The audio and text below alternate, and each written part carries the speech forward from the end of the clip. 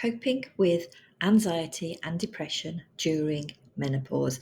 So today we're going to look at taking you from chaos to calm and helping you master your emotional resilience during menopause. My name's Tracey Montgomery and I talk about all things menopause, midlife and all the crap that goes with it. So imagine that you're feeling like a stranger to your own emotions, as if your once steady mind and heart have been overtaken by a tempest of chaos. Imagine it. Or is that actually your reality? For many women, this is what happens once you hit the menopause transformation. Amidst that turmoil, though, there is hope. We can look at mastering our emotional resilience, navigating this transformative journey with a newfound sense of calm and grace. So we're going to look at some practical tips for empowering techniques that will help you to nurture your emotional well-being and find that serenity again. So these emotional changes are associated with your menopausal hormones. And what we want to look at is harnessing mindfulness to get a little bit of control back within your daily life. So we're going to empower ourselves to regain or reclaim, whichever way you want to look at it, your emotional strength and calm that storm. So in order to master your emotional resilience during this menopausal phase, it's crucial to have a deep understanding of the emotional changes that can occur during this transformative phase. Menopause is not simply a physical transition. You don't just have physical alterations to your appearance, to the way that you look, but it can affect your emotional and mental well-being as well. And you need to recognize that this is a compounding effect. Those hormones are packing up, they're going, and your brain is having difficulty coping with all this. And this can be a really difficult phase to navigate. So, one of the most common emotional experiences during menopause is the mood swings, the fluctuation in your moods. Those hormonal shifts can trigger intense mood swings, making you feel like you're on this emotional roller coaster and not like yourself. You don't respond, you're triggered more, and you're not as you used to be. So you can find yourself getting overwhelmed by things that never used to faze you, sadness at the most ridiculous things. An advert on telly about chocolate can make you feel sad. I mean, really, it is that bizarre. And the next, you can go to being inexplicably happy. So, understanding that this hormonal roller coaster is what is causing this and accepting this so that you are not being so hard on yourself and you can give yourself a little bit of self-compassion is key to understanding and dealing with this phase. Another emotional change can be increased anxiety. So these hormonal balances lead to heightened feelings of worry, unease, and even panic. And it's important to realize that this is because our nurture hormones are on their way out. So those hormones that have been around that make women nurture, because basically that's our job on the planet, are now going. So you are going to feel different about yourself because your role has therefore changed. And because of this, because you're no longer the nurture monster that you were, or you're not behaving the way that you used to whilst you're trying to nurture, it can leave you with a sense of loss, a sense of grief, that you're not that person, that your life's purpose isn't there anymore. Your reproductive years are over and done with.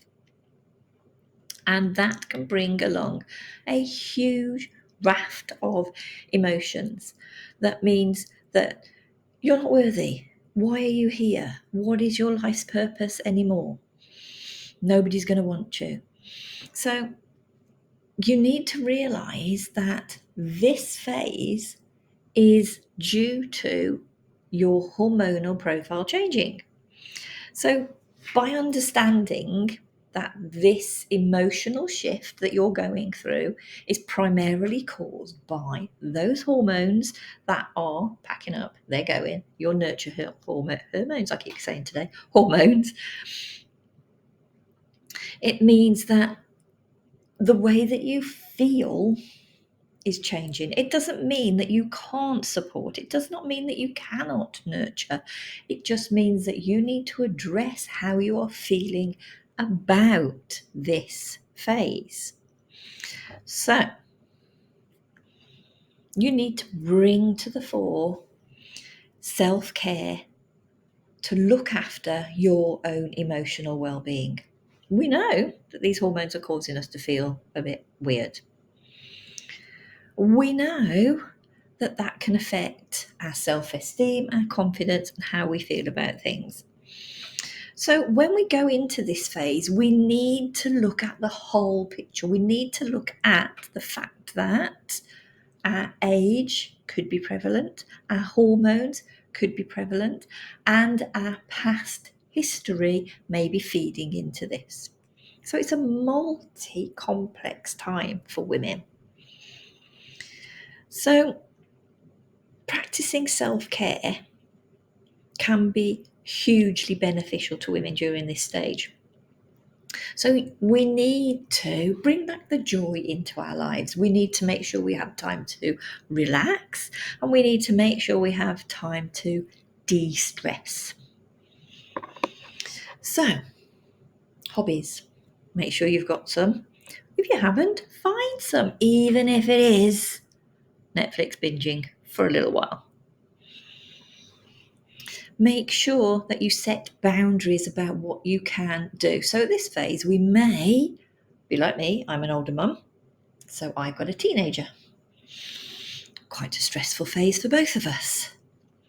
You may be a grandparent, so your own children are putting stresses and strains on you to help and support them. Set boundaries. Make sure that those boundaries allow you time for yourself, for your own self-care.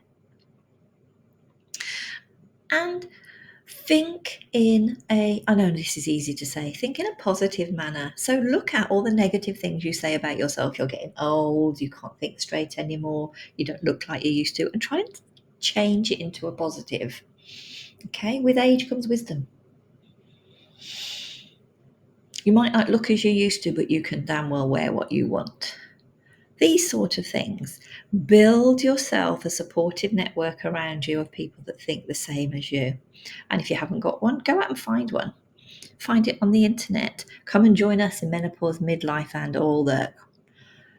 Look for ways to support yourself and look for people that are going through similar to you.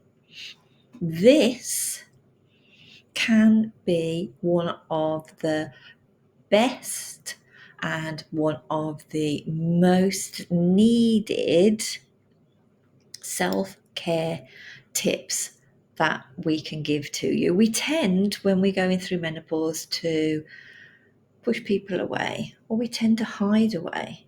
So try not to. Try to keep your conversations open, try and keep your communities open, because the more people you have around you, the more people looking out for you, the more people that are similar to you, the better you're going to feel about yourself.